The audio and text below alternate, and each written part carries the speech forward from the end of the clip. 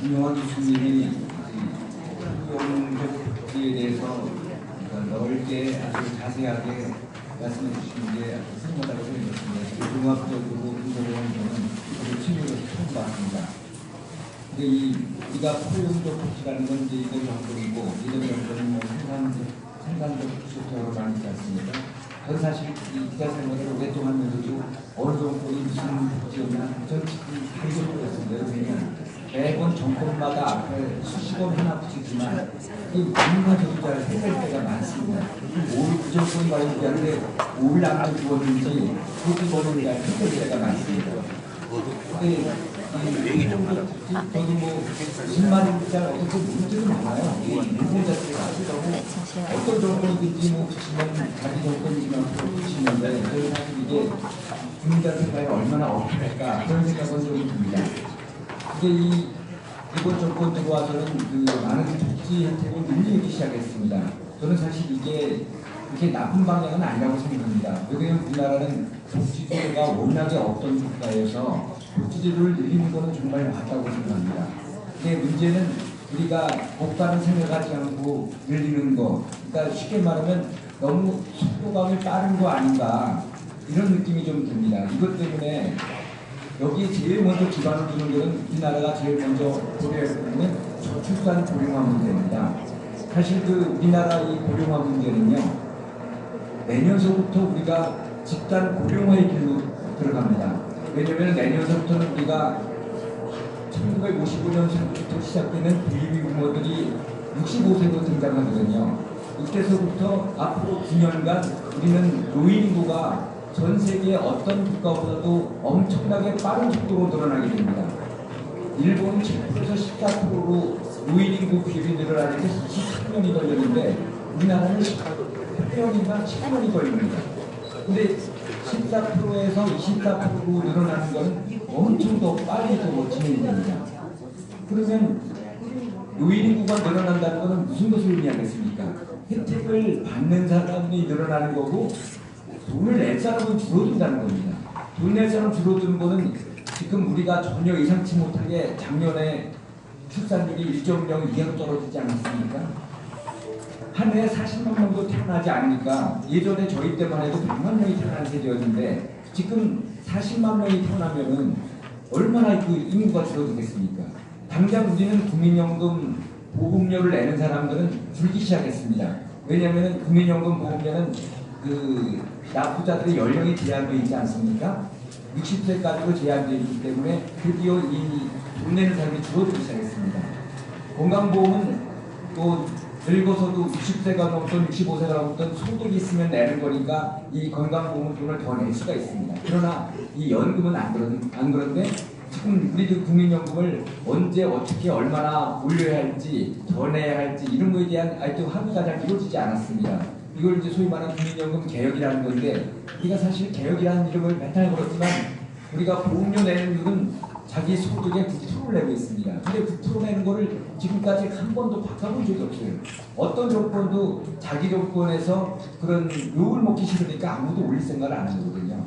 저도 사실은 이 국민연금 올리는 거 아까 김용환 교수님도 발표하셨지만 빨리 올리고 개혁을 한다는 입장이 저도 이해가 갑니다만 사실 한국은 우리 국민연금만 있는 게 아니지 않습니까? 우리는 공무원연금도 있고 사학연금도 있습니다. 군인연금은 좀 특수한 연금이라서 사실은 우리가 별로 언급을 하지 않습니다. 왜냐하면 군인은 국방이라고 하는 특수 직종에 종사하는 사람들이기 때문에 세계 어떤 국가들도 군인연금에 대해서는 별로 간섭을 하지 않습니다. 근데 우리는 공무원연금하고 사학연금은 사실 소득 대체율이라는 거니까 받을 수 있는 돈을 미리 확정해서 정해놓고서 이 연금을 시작하거든요. 근데 지금 공무원연금하고 사학연금은 보험료율을 많이 올려놨지만 우리가 본인들이 내는 보험료 갖고는 줄 돈이 부족하기 때문에 정부에서 매번 지원하고 있습니다. 근데 매년 지원하는데 지금 원래 한 2021년도가 되면 그때서부터는 3조 원, 4조 원, 5조 원 이렇게 펑펑 되어 있는데 사실 그게 조금 지체가 됐습니다. 왜 그러냐면 공무원을 이번 정권 들어서 늘리면서 조금씩 늘어나니까 보험료 내는 사람이 늘어났지 않습니까? 많이. 그러니까 보험료 수익이 좀 늘어나니까 지출금액이 약간 좀 커버가 돼서 정부에서 지원하는 금액이 좀 줄어들었어요. 그러나 이거는 일시적인 현상일 뿐이지 조금 지나가야 되면 정말 3조, 4조, 5조 이렇게 펑펑 튑니다. 3조 원이면 우리가 아동수당을 다 줄 수 있는 돈 아니겠습니까? 근데 이거를 매년이 우리가 공무원들, 퇴직자들을 위해서 보조해준 돈이 그렇게 늘어난다면 사람들이 이해하겠습니까? 그래서 저는 국민연금도 더 내는 돈이라면 공무원연금과 사학연금을 같은 패키지로 놓고서 한 번 더 할 때 저는 국민들의 동의를 얻지 않을까 생각이 듭니다. 이 건강보험은 사실은 이 보험 혜택을 드리는 거는 상당히 좋지 않습니까? 저는 지난번에 박근혜 정권 시절에도 돈이 20조 원짜리 쌓이는 걸 보고 저는 그 당시 상당히 비판을 많은 글을 썼습니다. 왜냐하면 이렇게 돈을 많이 쌓아두면 무슨 의미가 있느냐? 그러면 첫째 저는 여러 가지 의문을 제기했던 것이 보험료를 이렇게 많이 쌓아놓으면 보험료를 인상을 시킬 수가 없습니다. 그렇지 않겠습니까? 보험료 현금이 많은데 보험료를 누가 인상시키겠어요? 근데 우리나라는 보험료율이라는 거, 보험료율은 뭐냐면 그 소득의 몇 프로입니다. 미국은 4대 보험을 거의 자기 소득의 50%가량 내는데 우리는 한 20%밖에 안 냅니다. 그러니까 우리도 미국처럼 그만한 소득 혜택을 받으려면 거의 자기 소득의 50%가량을 떼야 되는데 한국은 겨우 현재 한 20%밖에 안 됩니다. 특히 외국에서는 요즘에 많이 사는 게 장기요양보험입니다. 장기요양을 도입한 나라 많지는 않지만 독일 같은 나라도 보면요. 장기요양보험을 소득의 2%포인트를 한꺼번에 올렸어요. 왜 그러면 거기도 계산을 잘못했다는 겁니다. 뭘 잘못했냐면 거기도 독일도 마치 우리처럼 베이비부모들이 다 있지 않습니까? 2차 세계대전 위에 전화하는 사람들. 이 사람들이 다 보험료를 많이, 그러니까 보험료보다는 돈을 많이 쓰지 않습니까? 그리고 장기요양보험 같은 경우도 보면 외국 같으면 거의가 다 1인실이 한 70, 80%고 2인실이 나머지입니다. 한국은 어떻습니까? 대부분 뭐 3, 4인실이고 1인실, 2인실은 아주 귀하게 모시고 가야 돈 많이 내야 되는 건데 세상에 아니 늙어서도 1인실이나 2인실 가서 개인적인 독자적인 영역이 필요하지 뭐 사람들하고 이야기하기 좋다, 말동무하기 좋다 그런 식으로 해서 2인실, 3인실, 뭐 4인실 이렇게까지 들어가겠습니까? 우리 병실도 마찬가지 아닙니까? 병원 가서도 사실 그 싼 값에 뭐 4인실, 5인실 가려고 예전에 많이 했지 않았습니까? 그러나 거기 가서 뭐 가보신 분은 다 알지만 뭐 코 고는 사람서부터 막 잠꼬대 하는 사람 거기 가서 제대로 잠을 잘 수 있겠습니까? 그리고 거기서 기침하는 사람들 있으면 뭔가 감염이 될 우려도 있고 생각하는데 저는 우리나라 사회가 발전하려면 병실이든지 모두 이런 식에서는 거의 다 빨리 1인실, 2인실 체제로 좀 바꿔가야 된다 생각하는데 우리나라 사람은 아직까지 돈 낼 의사들이 없어서 그렇게 안 합니다. 그러니까 독일 같은 나라도 이게 우리나라처럼 지금 장기요양보험에서 등급을 좀 확대를 시켰어요. 그랬더니 돈이 갑자기 많이 나가는 거예요. 그럼 어떻게 했습니까? 돈을 더 늘려놨어요. 돈을 더 내게 했는데 거기는 어떻게 했느냐? 거기는 그 실업률이 약간 떨어지지 않습니까? 거기는 지금 다 경기가 좋으니까 취업이 잘 되고 그러니까 실업이 떨어지니까 고용보험료가 많이 나가지 않아요. 그러니까 고용보험료를 2% 떨어뜨려 놓고 그거 똑같은 비율로 장기요양보험에다가 올려놨어요. 우리나라도 장기요양보험도 아까 김용환 교수님도 말씀하셨지만 제일 지금 취약한 게 장기요양보험입니다. 근데 장기요양보험 저는 그래도 이건 올리기는 쉽다고 생각합니다. 많은 사람들이 장기요양보험에 대해서는 그 혜택과 효용성에 대해서는 많이 현실적으로 실감하지 않습니까? 그렇기 때문에 저는 장기요양보험료는 어느 것보다는 쉽게 올릴 수 있는 거라고 저는 생각합니다. 그래서 저는 우리나라는 적정보험료를 인상하고 적정한 혜택을 받는 것에 대해서 모두가 저는 상당히 좀 신경을 써야 할 것이라고 저는 생각합니다. 너무 보험료에 내는데 인색하거나 아니면 복지재정을 너무 많이 쓰는 것도 문제지만 이 속도 조절이 필요하다고 생각하는 게 시간이 되는 것을 하나만 더 하면 우리 기초연금도 65세 이상에 주는 게 제가 늘 기사 쓸 때마다 늘 표현하는 게 그 단군 이래의 최대 복지 사업이라는 표현을 제가 거기 씁니다. 기초연금은요 단 한 가지만으로도 지금 10조 원이 넘게 들어가고 있습니다.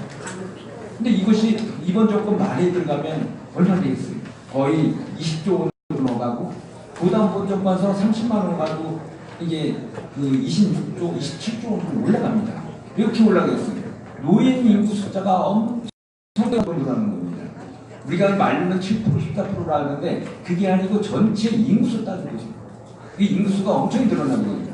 근데 과연 우리나라는 70%씩 해서 할 필요가 있는지 저는 약간 의문스럽습니다. 왜냐면 우리가 노인 빈곤율이 한 40, 한 4%, 5% 이렇게 얘기하지 않습니까? 그렇다면 절대적으로 노인 빈곤율을 낮추려고 그러면 50%에게만 주면은, 그것도 50%에게 지금보다 좀 더 많은 돈을 준다면 노인 빈곤율은 더 완화되지 않겠습니까?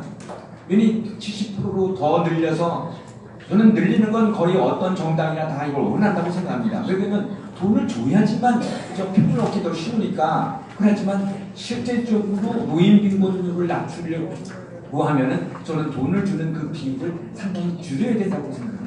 그리고 여러분이 생각할 때 노인 빈곤율 50%면 이게 OECD 국가에서 우리나라만 뻥충 높고 다른 나라들은 일본은 한 20% 됩니다. 19%가 이렇게 되는데 얼마나 이게 차이가 나겠어요? 왜 차이가 나는지 아세요? 이거는 우리가 자산은 계산하는 게 아니에요. 소득만 갖고 계산하니까 여기는 근로소득과 연금소득 같은 것만 계산하거든요. 근데 우리는 연금을 시작한 지가 이제 40년? 그렇게 됐죠? 1988년부터 시작했으니까 역사가 얼마 되지 않아서 이게 돈이 많지가 않습니다. 그래서 우리가 20년을 가입한 사람들의 평균이 이제 각 90만 원에 도달했습니다. 그러니까 이 돈이, 그러니까 우리가 지금 노인 빈곤율에 따지는 계산은 100만 원을 기준으로 돼 있어요. 현재 기준으로. 그러니까 100만 원을 벌기 위해서 하는데 우리 기초연금은 지금 30만 원이니까 아직도 70만 원을 부족해요. 근데 기초연금 플러스 국민연금을 붙여줘야 되는데, 국민연금은 예전에 우리가 5년만 냈으면 받던 시절에 받는 연금액까지 합치면 그렇게 해서 계산하면 우리나라 전체 국민들이 받는 연금액은 한 38만 원 됩니다. 그러니까 우리가 30만 원 더하기 38만 원이면 68만 원이지 않습니까? 근데 나머지 부분만 이제 자기 본인의 개인연금 뭐 이런 걸로 해결해야 됩니다. 이상 1분 마치겠습니다.